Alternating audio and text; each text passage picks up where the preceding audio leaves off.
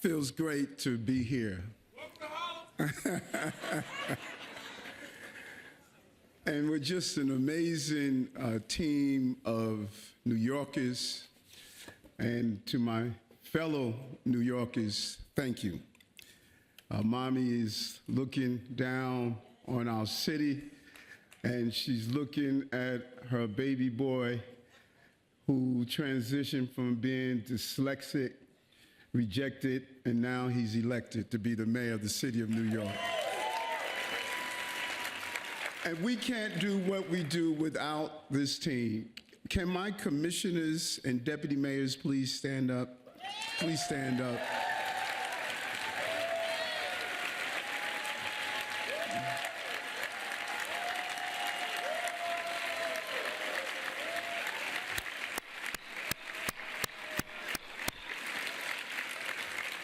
Thank you so much. The hardest job in politics is working for Eric Adams. And when the going gets tough, the tough gets going. This morning, Assemblywoman Jennifer Rajkumar sent me a message of good luck, but she also sent this quote, and I'm paraphrasing Dr. King. The ultimate measure of a man or woman is not where they stand in moments of comfort and convenience, but where they stand at times of challenges and controversy. And we saw the measure of these men and women who are my deputy mayors, my chief of staff, my chief advisors, my director of intergovernmental affairs. We saw who you were made of.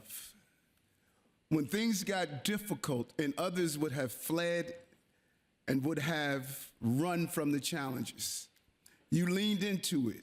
You stood tall. You sent messages to me and say the city needs too much and we're going to stay dedicated and committed. I cannot thank you enough. I appreciate each and every one of you. The successes we have, they're not mine, they're yours. We did it, and we're going to continue to do it. I start my day with Psalms 27, and all of you, I would encourage you to do the same.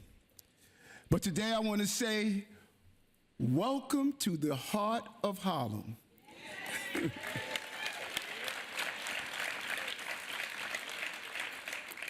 To all of you that are here, I say welcome and enjoy this great city and what it has to offer. My team that's here with me, we've dedicated our lives to ensuring that this city will continue to move in the right direction. Please give them a hand once again.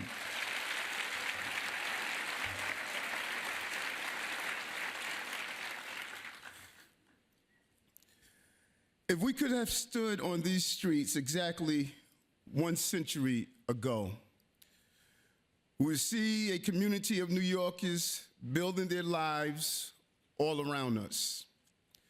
Black Americans from deep in the South who loaded their lives into suitcases and rode the railways north.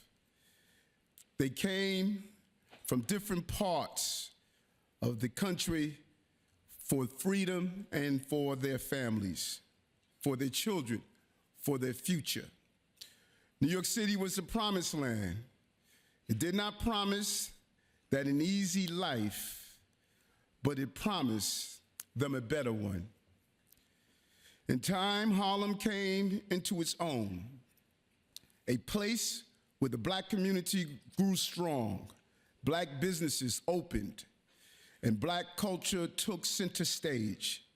Families went to Abyssinian Theater on 125th Street to hear the blues, the jazz, and more, the Apollo. They heard great music and legends like Duke, Billy, and Smokey perform. and witnessed stars being born on the world-famous amateur night. But here at the Apollo, it was not just about the performance. It was about the audience who held their fate. Couples on first date, grandmothers dressed up in their finest, and families out for a night on the town. At the Apollo, you don't just watch the show. Like New York City itself, you are part of it. There's no Apollo Theater without the Apollo audience. Am I right? We're joined in that audience today by so many leaders who are working hard for our families and our city.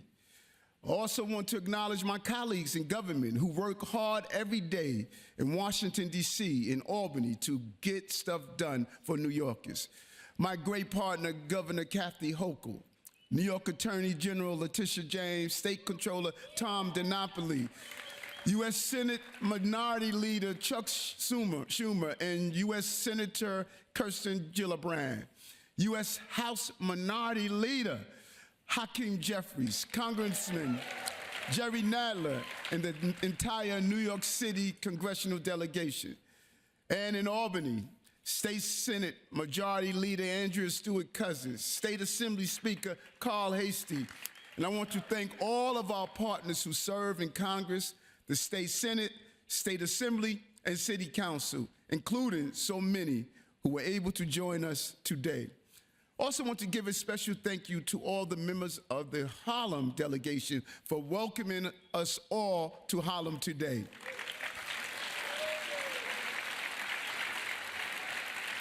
And a special thank you to my City Hall partner, Speaker Adrienne Adams. I know she's out here.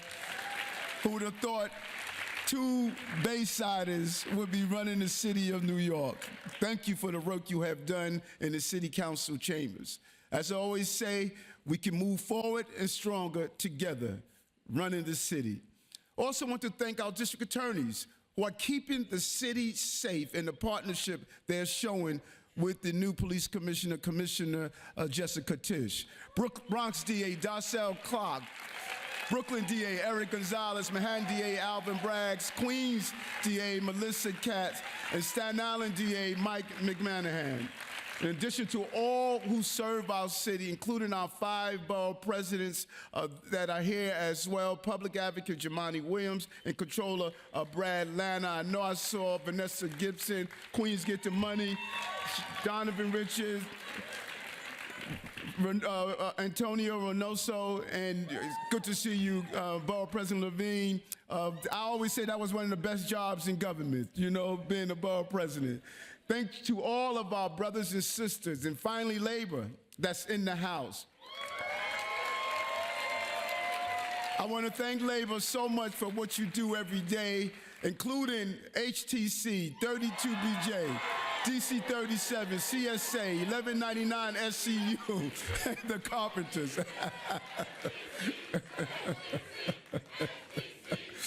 They brought so many members today, and we are in a union administration, blue-collar mayor, probably one of the first mayors in the history of the city of New York that was a union member. We were clear on our North Star, uplifting union members and uplifting working-class people in the city of New York, and we will continue to do that.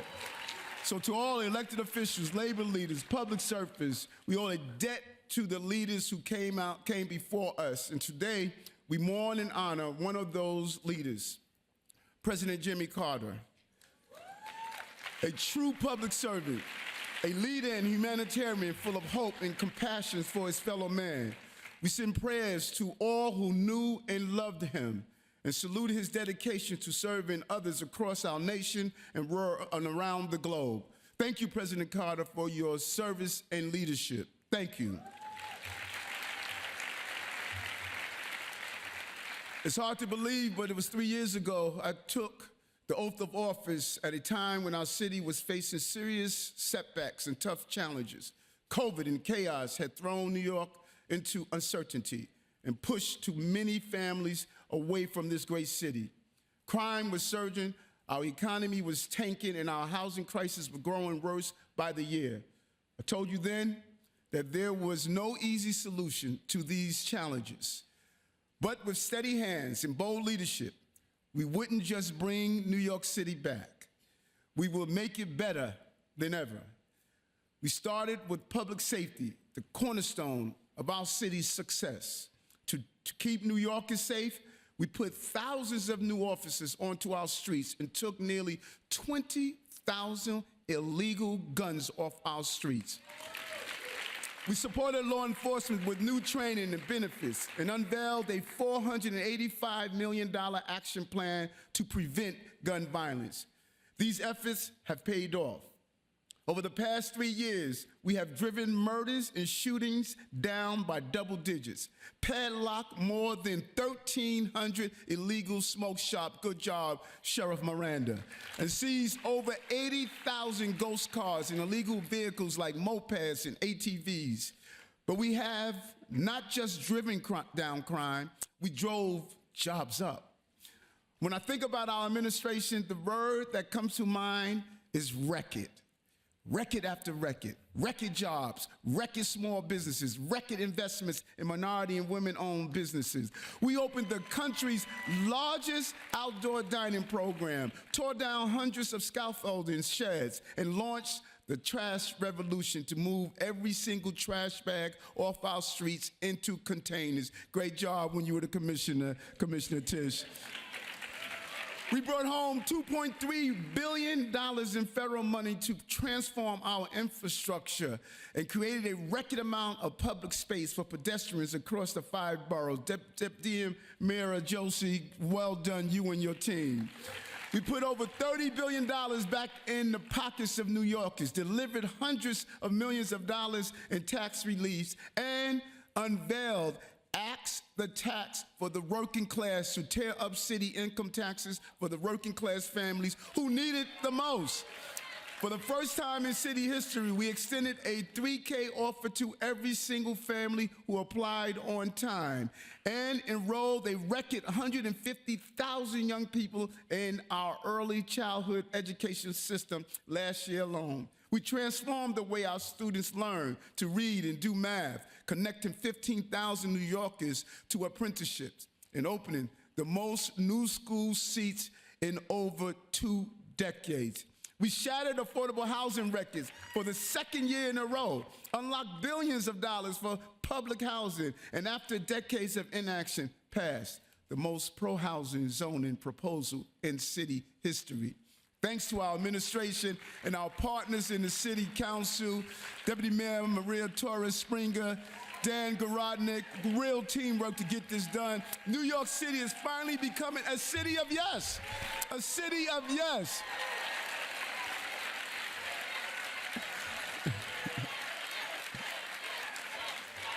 Commissioner, carry on, you did your thing. Back year after year, great job. New Yorkers, don't let anyone fool you. Don't listen to the noise, don't listen to the rhetoric. New York City, the state of our city, is strong. It's strong. Always say there are 2 types of Americans, those who live in New York and those who wish they what? Wish they could. And we're here, we're the lucky one. Where else can you find thousands of parks, hundreds of museums, and food from every culture, all just a train ride away? Where else can you catch a parade, watch a baseball game, and ride a free ferry, all in the same day? Where else can you raise such smart, savvy, global citizens? The freedom and opportunity that drew families to this neighborhood and this city have kept New York going strong over the years. Here's a footnote. The woman who sang God Bless America, Victoria Vinakava, arrived in this city a few years ago from fleeing the Ukrainian war. And she's on the stage of the Apollo Theater singing God Bless America. That is who we are, New Yorkers. That is who we are. And we want to thank Commissioner Castro for Mayor Office of Immigrant Affairs for the work and commitment that he's doing. A dreamer that's now making dreams possible for other people. Thank you, Commissioner.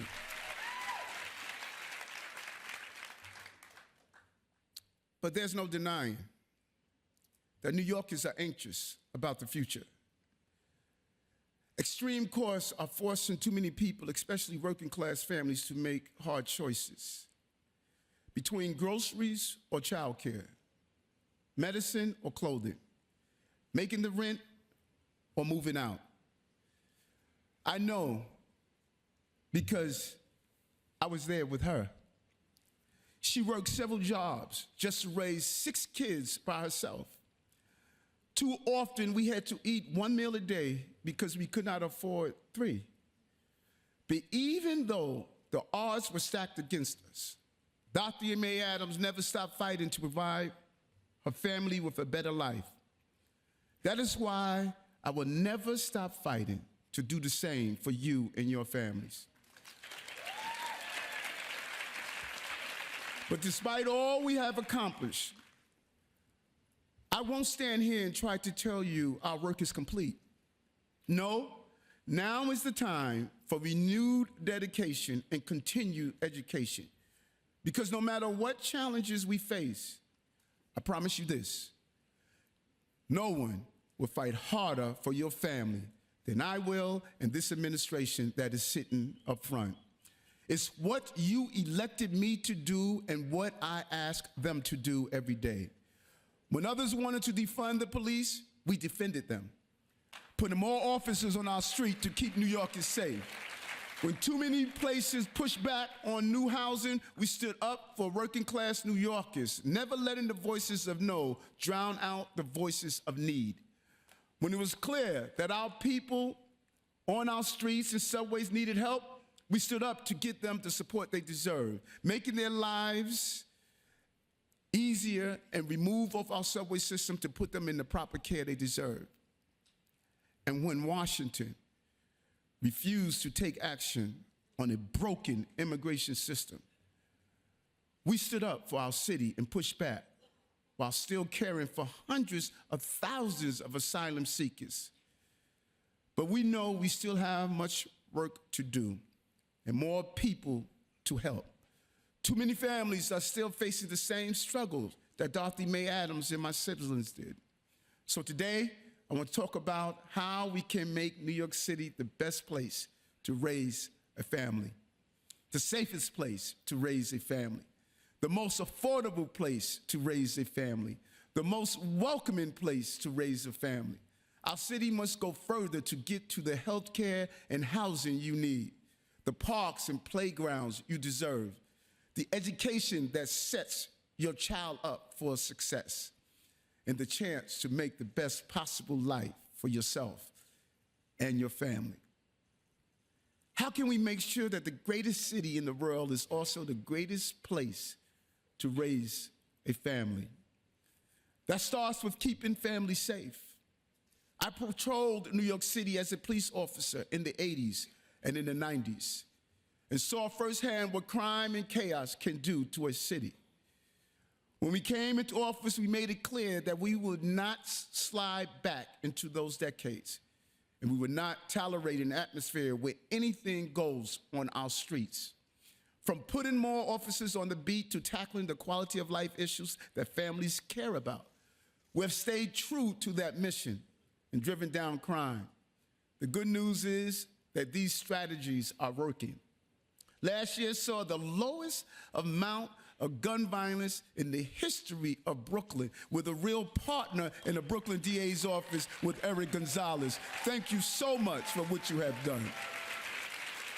While overall crime plummeted by 15% in December across the entire city. But we all know safety is about more than just crime stats. It's about being comfortable riding the subway, knowing you can send your kid to play in the park, and feeling safe walking home at night. People need to be safe, but they also need to feel safe. And in the last few weeks, we have seen random acts of violence that have shaken many New Yorkers. That's why I'm tasking the police commissioner of the city of New York to work across our city agencies to double down on our commitment to keep riders safe and help ensure more New Yorkers feel comfortable riding our subway. We're starting by adding hundreds of new police officers into our subway system later this month and getting our officers out on patrol to tackle crime wherever it occurs. But it also means continue to make the smart, upstream investments that prevent crime in the first place. That includes mediators who resolve conflicts on the street before they escalate into violence, and programs that give young people a place to play sports and build trust with law enforcement. This spring, we will bring on that work and cut the ribbon on the new Brigadier General Charles Young Field, or as Deputy Mayor Chauncey Parker likes to call it, the Harlem Field of Dreams. What was once a dilapidated field will reopen as a vibrant place for young people to play baseball, football, soccer, and lacrosse. It will host programming by Saturday Night Lights, the Harlem's Children's Zone, Youth on the Move, and more, and help tell the story of Brigadier General Young. Born in slavery in 1864, Charles Young rose up to become the first black colonel in the U.S. Army. 100 years later, Young was finally promoted to a brigadier general, and with this $9 million investment in Harlem, we will honor his legacy and give hundreds of families a safe place to send their children to play. All across New York City, we've brought a new approach to public safety by investing in our young people. We know that if we do not educate, we will incarcerate. The choice is ours to make. That is why we connected thousands of at-risk youth with counseling and mentorship and helped set them on the path to college and career. This year, we began a $163 million expansion of 5 of our most successful programs that engage young people who need extra help. Programs like Fair Futures and College Choice. The investment will help us reach 8,000 young New Yorkers and help build a safer, more equitable city for all. Our entire administration, from our police officers to our youth officers, from our fighter fighters to our healthcare workers, will never stop fighting to keep New Yorkers safe. Building a better city also means addressing the housing crisis that affects our entire nation and has led to far too many people living on our streets. I've seen both sides of this issue, from living on the verge of homelessness as a child to patrolling our subways as a transit officer. When we came into office, we said the days of letting people languish on our streets and subways were over. It was not safe, it was not humane, and it was not going to continue under our watch. Thanks to the dedication and drive of Deputy Mayor Williams Isom and her entire team, we doubled the number of outreach staff working with unhoused New Yorkers and created new teams that brought together law enforcement and nurses. We helped more than 8,000 New Yorkers. 8,000 New Yorkers. Think about that for a moment. 8,000 New Yorkers we helped move off our subway system into shelters and committed to helping those who could not care for themselves. These efforts were not always popular, but they were the right thing to do. 3 years later, they're working. Just ask Antonio Durham. Antonio first entered our shelter system when he was just 14 years old. Unfortunately, it was not a good fit for him, and he slept into bad environments to sleep, and he slipped into chronic homelessness and drug use, sleeping in subway stations in the Bronx for several years. After connecting with our outreach team in December of 2022, Antonio agreed to try a safe haven bed, one that offered him his own room, personalized support, and more flexibility than a traditional shelter.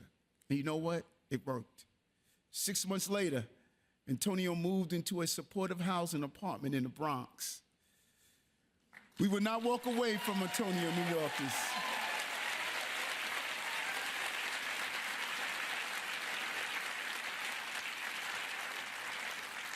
Just think about that for a moment. 14-year-old moving into a shelter system, feeling as though he has to go to the streets and live on our subway. If we didn't catch him, what would have happened to him? This is why we want to close Rikers, yes, but we have to close the damn pipeline that feeds Rikers. That's what this is about. And we're not going to give up on keeping our subway safe. Instead, we're going to double down. This year, we'll begin an ambitious $650 million investment. That's right, $650 million to tackle street homelessness in New York City and answer 3 crucial questions. How can we help people on our subways? How can we help people with serious mental illness? And how can we keep families out of shelters? When it comes to our subways, we know what works: safe haven beds. Safe haven beds, like the kind that supported Antonio, are one of the most effective tools we have for helping people on our subways and streets. So we're going to add 900 new safe haven beds and get more New Yorkers the help they deserve. Second, we must do more to help people struggling with serious mental illness. We can't just walk past them and act like they can take care of themselves when they can't. We know that too many New Yorkers cycle between the hospital and homelessness. So we're going to build a new housing facility just for unsheltered New Yorkers with serious mental illness, to give them the help and care and specialized support that they need. And finally, can we keep families out of shelter in the first place? Having a child should be the greatest day of your life. It was for me. You should not have to worry about where you and your baby will sleep after leaving the hospital. You should not have to worry about whether your child will grow up on the verge of homelessness. But right now, we have too many expectant parents entering our shelter system. So today, we're making a new commitment to our families. No child should ever be born in our shelter system.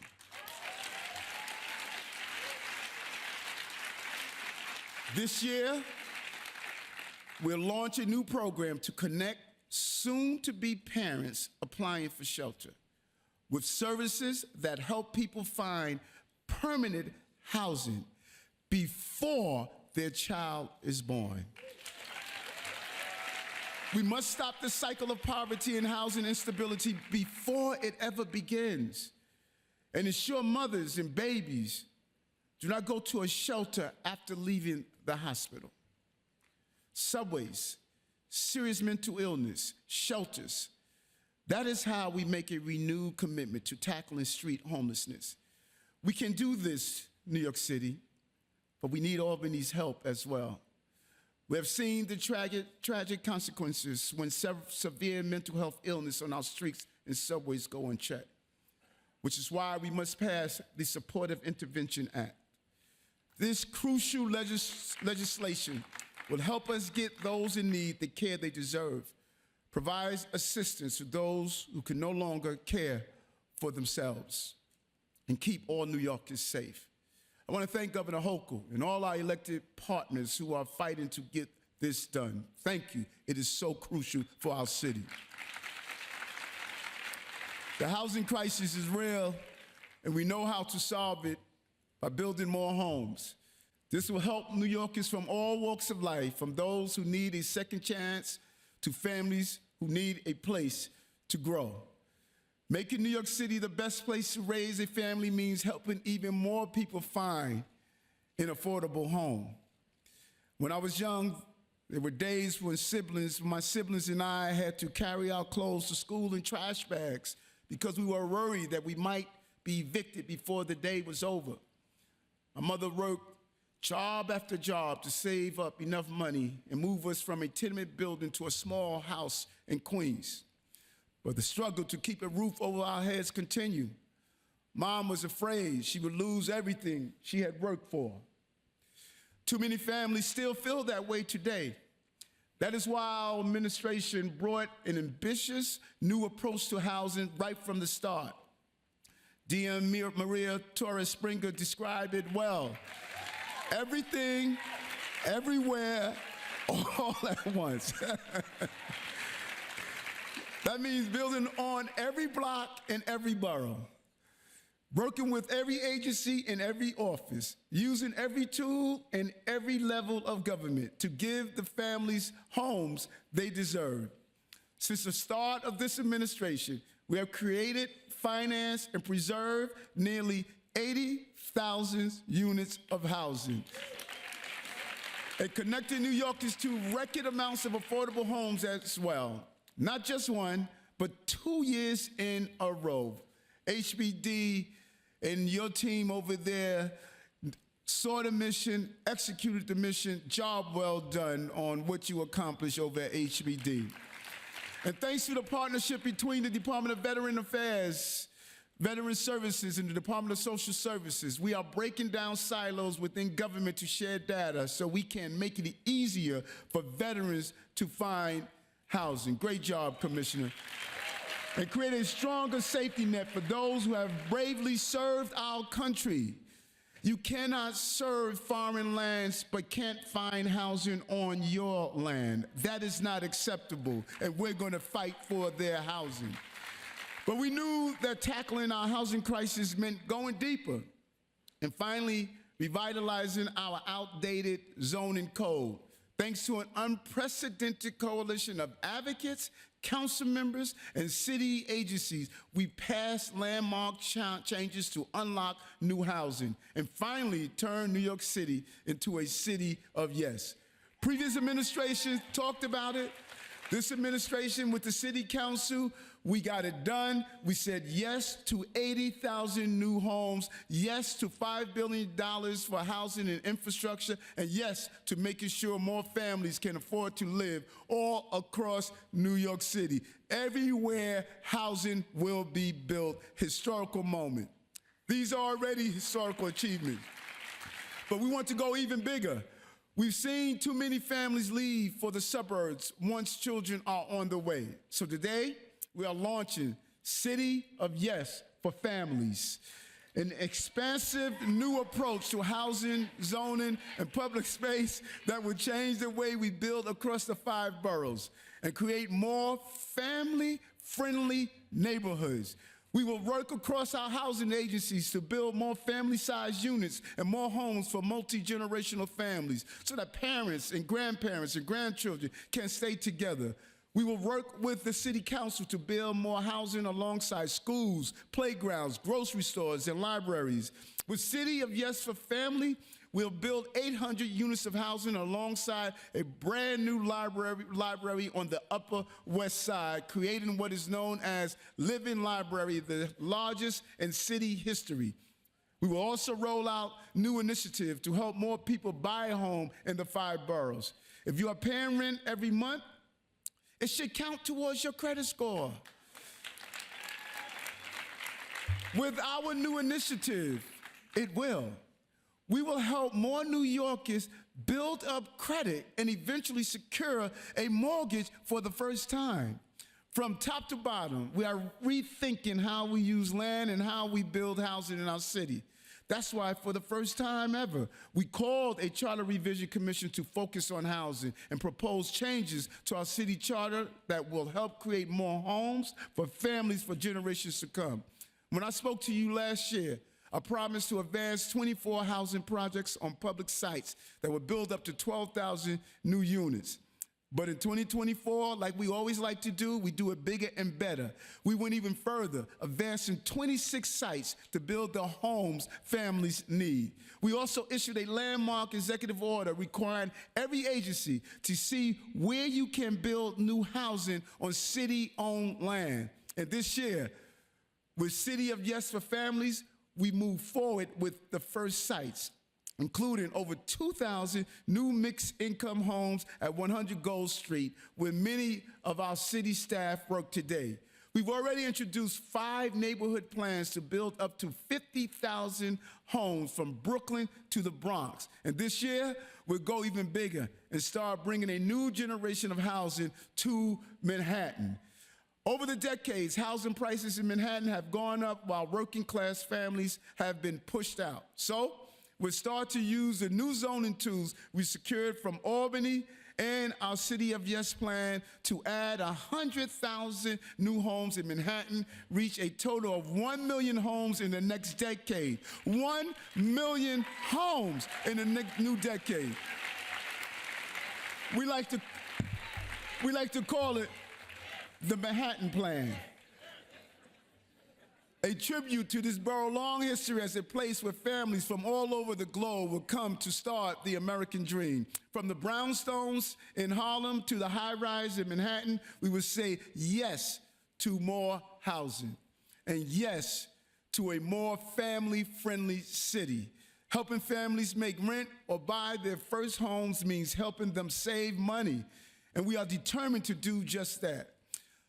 Our city's economy may be booming, but the cost of living here is too high, especially for working class families. That is why we launched our Money in Your Pockets initiative, an all-out, across-the-board effort to make sure the dollars you earn can be the dollars you spend. We passed a first-in-the-nation minimum pay raise for our delivery workers, boosted pay for 80,000 human service workers, and reached contracts with 100% of our city uniform workforce. And yes, we will reach a contract with the SBA. Trust me, we will. Good job, Chief Counsel Allison Stoddard, for doing the great work that's needed. And thanks to the leadership of Intergovernmental Affairs Director Tiffany Raspberry, who went to Albany and successfully expanded the New York City Earned Income Tax Credit for the first time in 2 decades to give more than $345 million back to 1.7 million New Yorkers this past tax season. But we know that working class families need more relief, and they need it now. That is why we put forward an ambitious proposal to eliminate income taxes for working class families making 150% of the federal poverty line or less.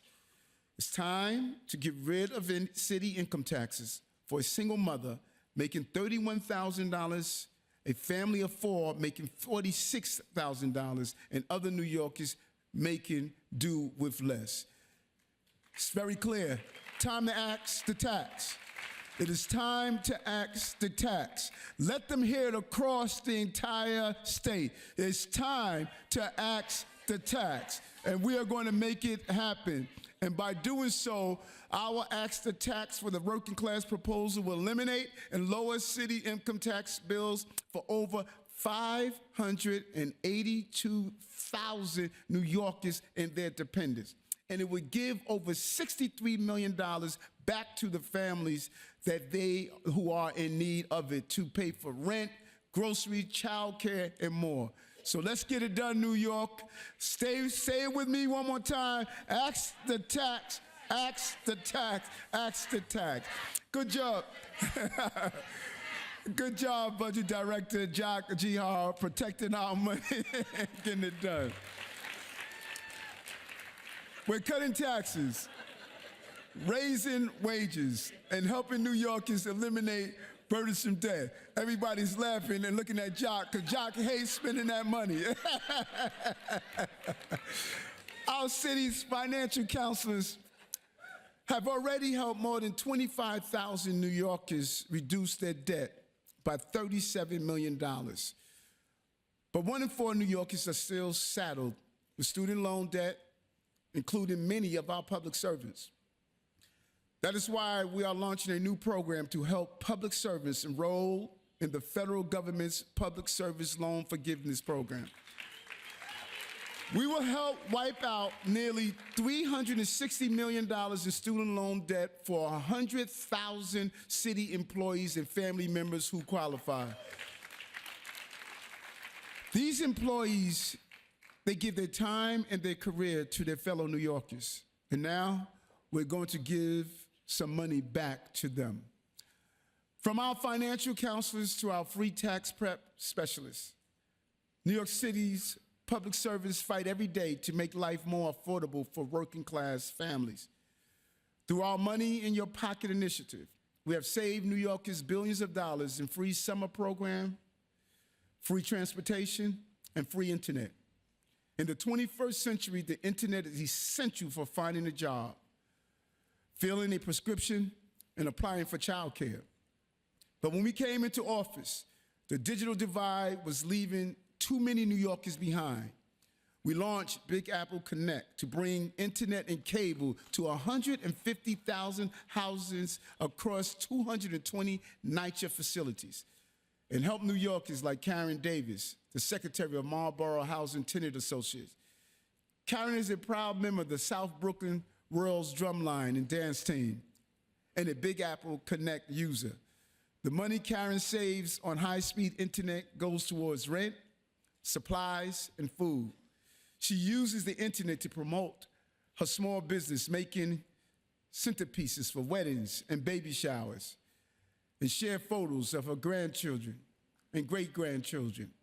Karen, we are proud to help you save money and stay connected and keep dancing over and over. And I don't know if Karen is here with us, you know.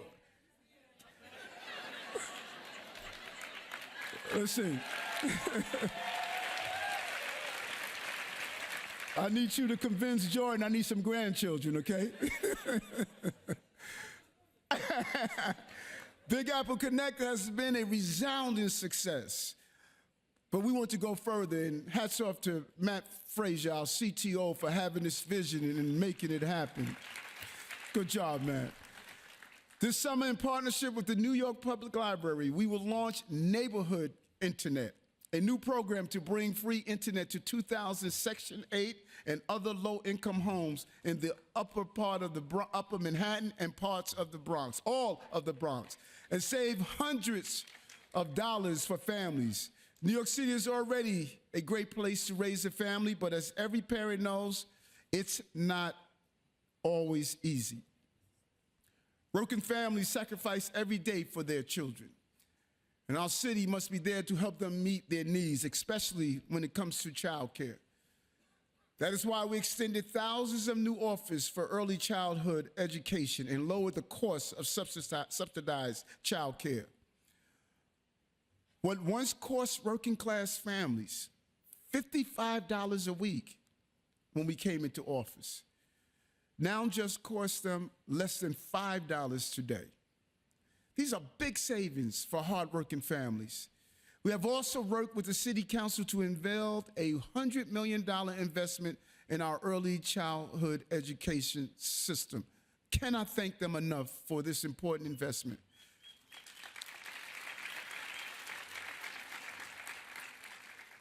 And we really have to take our hat off to Deputy Mayor Anna Amazar's leadership and vision. More kids have a safe place to spend the day, and fewer parents have to choose between using an iPad as a babysitter or earning a living. Childcare is an essential part of our education system, a place for our children to learn and grow. Our children make us proud every day with their energy, their creativity, and their ambition. And we need an education system that helps them succeed every step of the way. And that is what you're doing, Melissa, as our chancellor. So important, the task you have. You must feed the pipeline of success. And I know what it is to be denied, suffer from a learning disability, and the support I needed just did not exist. I was called the D student, the dumb student. I dreaded going to school most mornings. I used to say, God, please don't make me read today. I didn't discover that I suffered from dyslexia until I was in college. But the experience of seeing how government can fail our students stayed with me. It never left me. And when I go up to Department of Corrections and I talk to those young people and I find out almost 30% have a learning disability. Instead of them standing on the stage of being the mayor or being the governor or being the commissioner, they're in correctional facilities The crime is not only what they may have committed, the crime is what we committed to them. And we need to stop that criminality to make sure they can have an opportunity. This is why from day one, we focus on making sure our public schools work for every student in every district. We launched new programs like New York City Solves and New York City Reads to bring science-backed curriculum into our classrooms, and created the Division of Inclusive and Accessible Learning to support our multilingual students with disabilities and other young people who have too often been left behind. The Department of Education's Future Ready NYC program has given thousands of students work experience in everything from building trades to finance, putting more young people on the path to good paying careers. Today, we're proud to announce that we're adding the Memorial Sloan Kettering Hospital to the Future Ready NYC network, offering hundreds of high school students work experience in healthcare. Preparing our students for success is about more than just the ABCs, it's about the 1, 2, 3s. Terms like interest, credit, and debt will determine our students' success in the 21st century, but too many young people still don't know what they mean. They are wearing their success in their clothing, not in their bank accounts and their investments. We need to teach them better with their money. Today, I'm setting an important new goal. We will make sure that every single New York City student can learn how to save and spend money by 2030. We're going to put a financial educator in every single school district to provide workshops, counseling, and curriculum. We will open up 15 bank branches in our city schools to give students real-world experience, opening accounts, saving, and investment.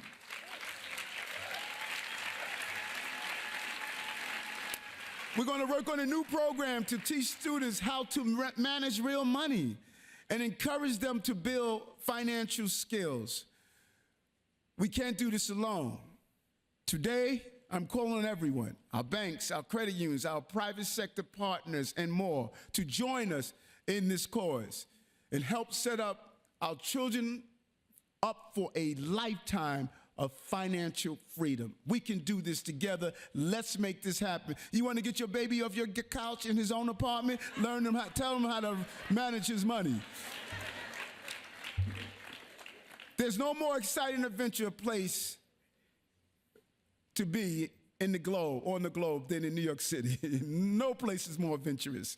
And we want to make sure our children can be both safe and successful here.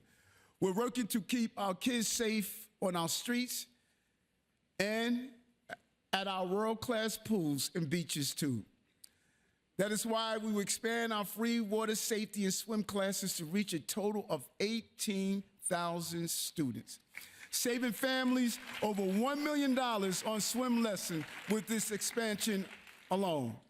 We want to make sure more families can spend safe, quality time together, and more parents can actually see and watch the chance of their child swimming a lap across the pool without floaties.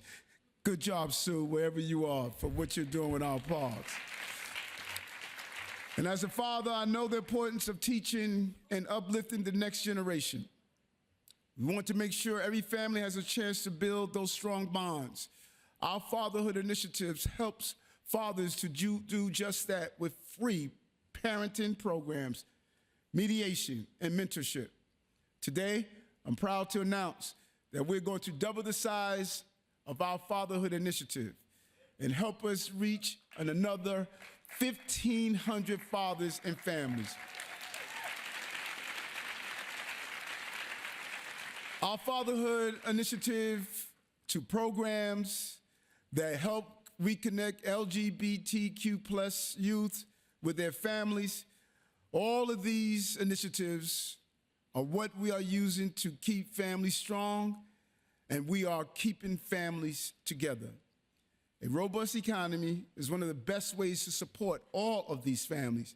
That is why we are fighting to ensure that every New Yorker can find a job and share in our city's success.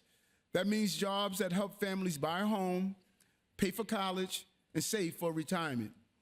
By investing in public safety, supporting working people, and bolstering 21st century industries like life science, healthcare, and artificial intelligence, our economy has seen a comeback like no other. Let's look at the numbers. Starting with a record 4.7 million jobs and a record 183,000 small businesses. Great job, Commissioner Gross and your team.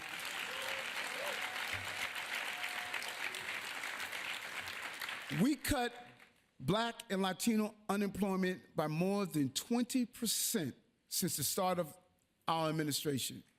We brought nearly 65 million tourists to New York City last year alone, second highest in the city's history. And can't wait to welcome for the first time the FIFA World Cup next year. Councilman Moyer is just having so much fun. And we are helping people find good paying jobs in their community with Jobs NYC. We held hiring halls all across the city, created a new website, and connected nearly 8,500 New Yorkers to jobs and job training last year alone. New Yorkers like Kevin Cordova. After working as a summer camp counselor through our summer youth employment program and graduating college, Kevin visited one of our Jobs NYC hiring halls and accepted a position with a home health firm. Today, he uses the teamwork skills he learned at camp to help patients schedule appointments, get medicine, and stay healthy. Thank you, Kevin, for all you do for your fellow New Yorkers. Job well done, Kevin. Our hiring halls are just one of the ways we are ensuring New Yorkers can find jobs. Last August, we were proud to announce that we also expanded services in our Workforce One centers to help even more New Yorkers with a disability connect with a career. New York City is the best place to raise a family, also means supporting our city's rich cultural community that offers them the best art, music, and theater right in their backyards. Laurie Cumbo loves that, Commissioner Cumbo. From free days at our museum to world-class performances at our theaters, our cultural institutions bring families together and power our economy. To strengthen our cultural sector even further, this year, we will designate 5 more organizations as cultural institution groups to ensure they get the support they need to thrive. When we talk about helping families, we must talk about strengthening our healthcare system too. Keeping families healthy is essential to keeping families in the 5 boroughs.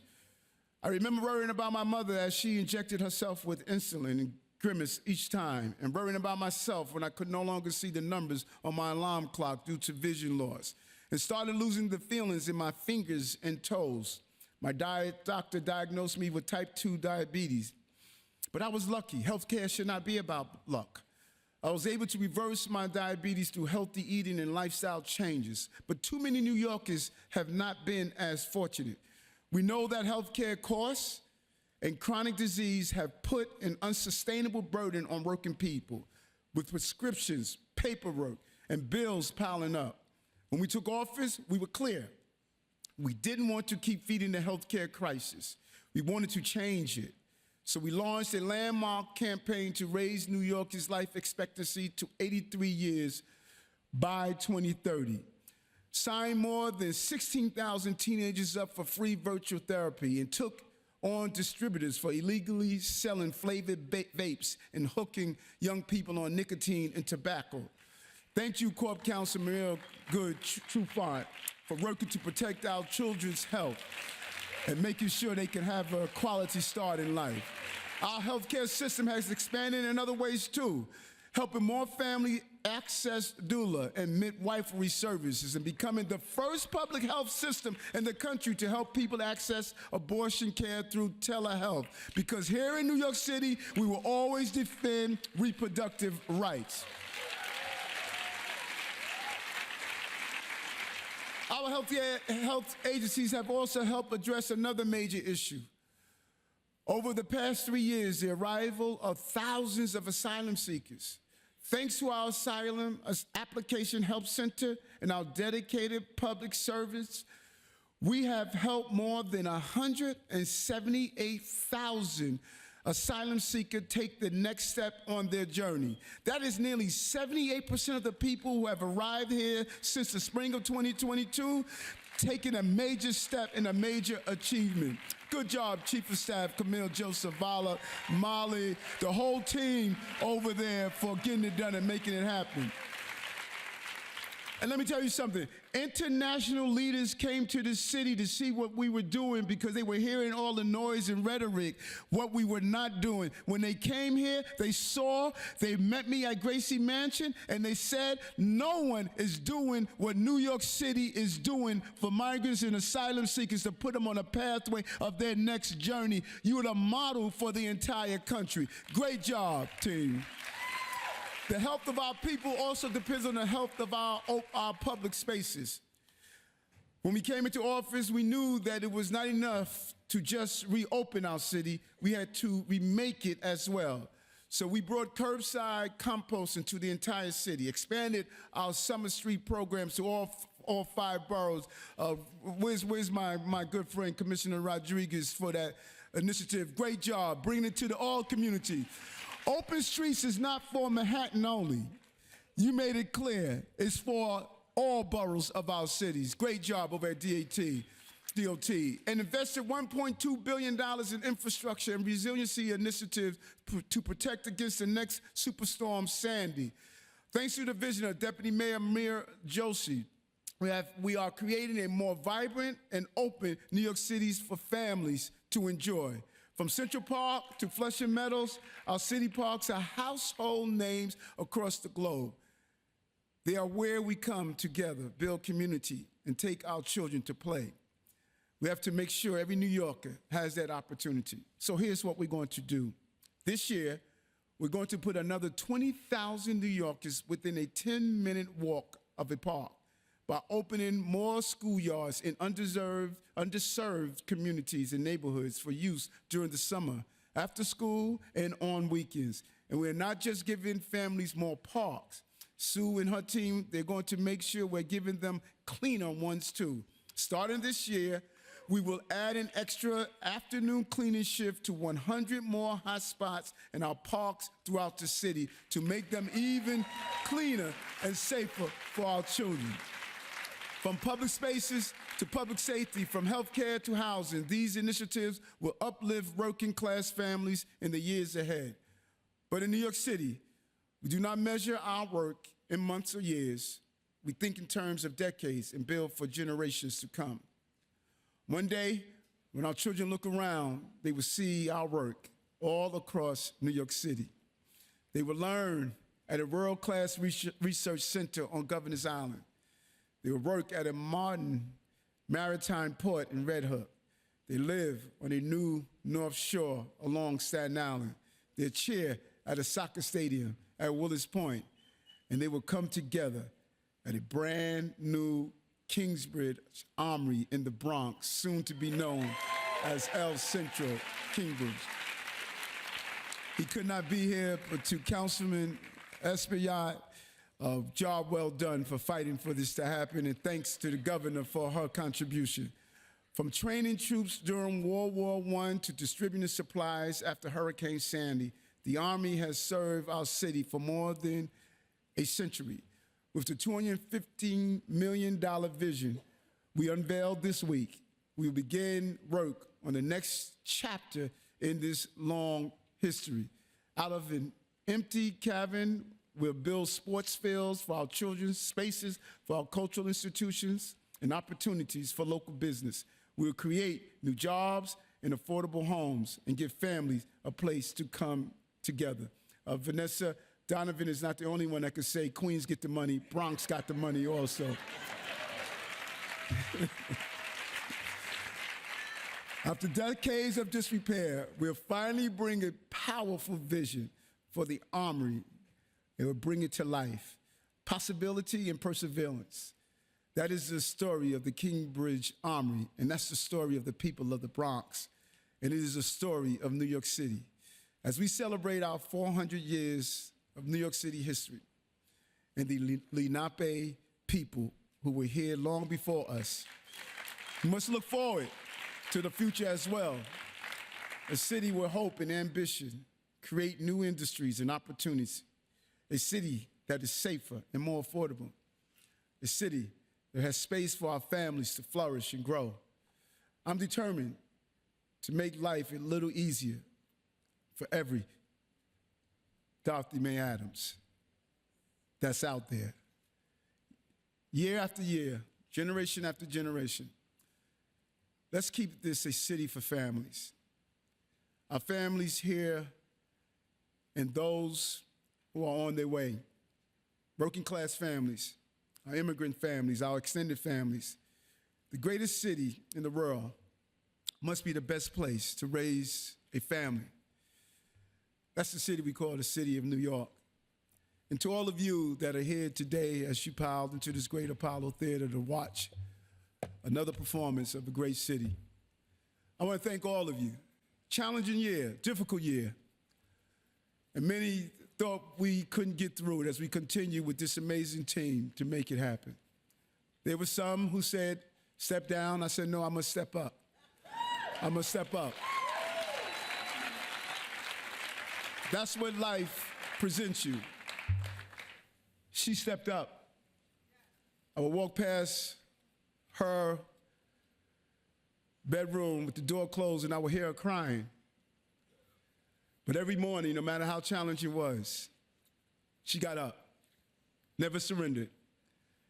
And my story is your story. I know all of you are going through hard times, because that's what life is. Life is hard times. But I want to say to you, even dark moments are not burials. They're plantings.